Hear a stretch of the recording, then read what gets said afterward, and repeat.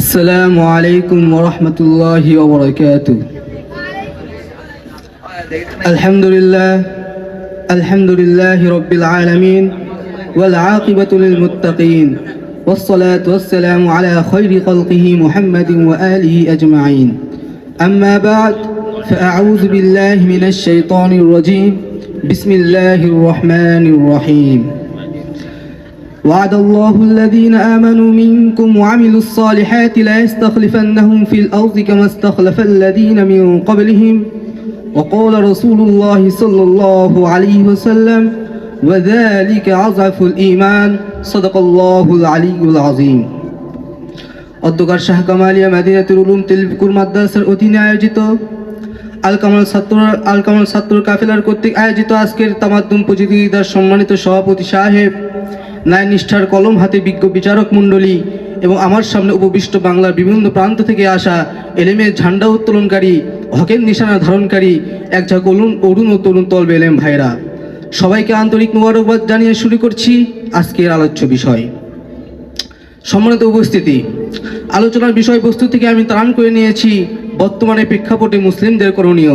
আল্লাহ রব্বুল আলামিন যদি সুযোগ প্রদান করে তাহলে আমি এই বিষয়ে কিছু আলোকপাত করব ইনশাআল্লাহ।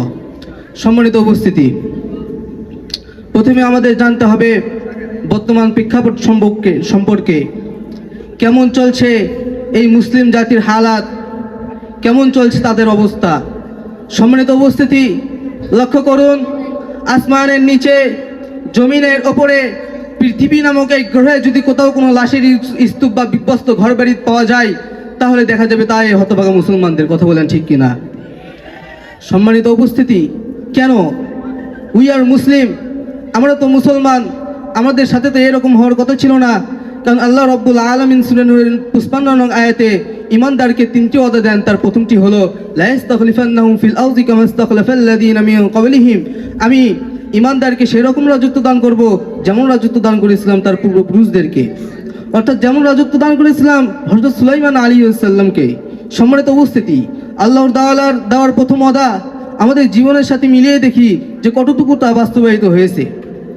আমাদের জীবনের সাথে মিলিয়ে দেখা যায় আমাদের রাজত্ব তো দূরে থাক, এই পৃথিবীতে কোনো যদি লাঞ্ছিত ও অপদস্থ জাতি থাকে তাহলে এই মুসলিম জাতি। কথা বলেন ঠিক কিনা? সম্মানিত উপস্থিতি, আল্লাহ রব্বুল আলামিনের দ্বিতীয় নম্বর ওয়াদা ছিল লা ইস্তাখলিফান্নাহুম ফিল আরদি কামা ইস্তাখলাফাল্লাযীনা মিন ক্বাবলিহিম ওয়া লা ইউমাক্কিনান্না লাহুম দীনাহুমুল্লাযী ইরতাযা লাহুম, যে আমি আমার মনোনীত ধর্ম ইসলামকে তোমাদের জন্য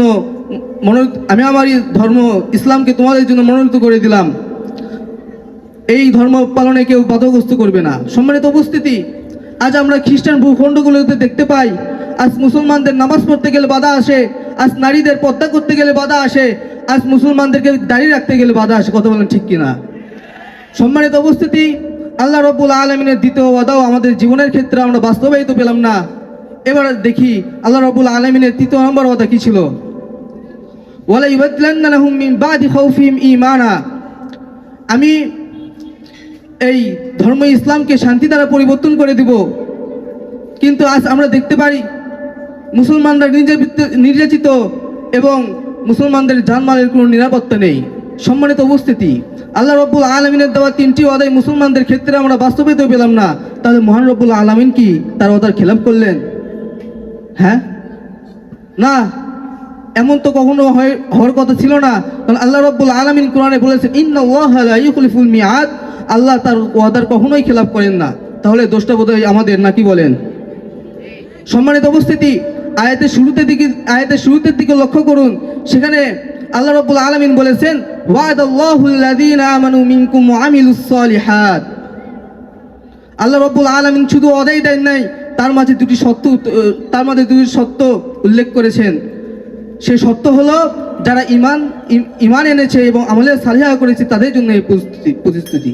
সম্মানিত উপস্থিতি, তাহলে আমরা বুঝলাম আমরা ঈমান এনেছি ঠিকই, কিন্তু পরিপূর্ণ ঈমান আনতে পারিনি।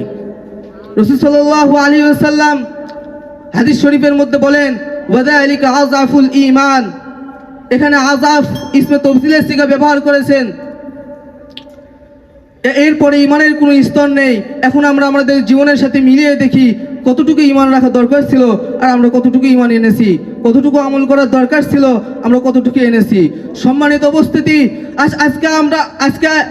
আজকে আমার আপনার ইমান যদি 14 বছর আগে সেই ওমরের মতো হতো, যে ওমর 14 বছর আগে মাত্র 52 জন মুসলিমদের মধ্যে পুরো পৃথিবীর বিপক্ষে গিয়ে একাই হিজরত করেছিল আর বলেছিল মান আরাদা আন তাসকুলা উম্মাহু ওয়া ইয়াতামা ওয়ালাদাহু ওয়া তারমিলা যাওজাতুহু ফালিয়ুসাদ্দানি। নবীর আদেশে আমি প্রকাশ্যে হিজরত করছি। কেউ যদি তার মাকে নিঃসন্তান দেখতে চায়, কেউ যদি তার ছেলেকে ইতিম দেখতে চায় এবং কেউ যদি তার স্ত্রীকে বিধবা করতে চায়, তাহলে সে যেন আমার সামনে আমার রাস্তায় বাধা দেয়। কথা বলেন ঠিক কিনা? সম্মানিত উপস্থিতি, আজকে আমার আপনার ইমান যদি সেই ওমরের মতো হতো, তাহলে এই পৃথিবীর কোনো অপশক্তি, এই পৃথিবীর কোনো পরাশক্তি আমাদের ইমানকে ফুলের টুকা পর্যন্ত দিতে পারতো না। কথা বলেন ঠিক কিনা?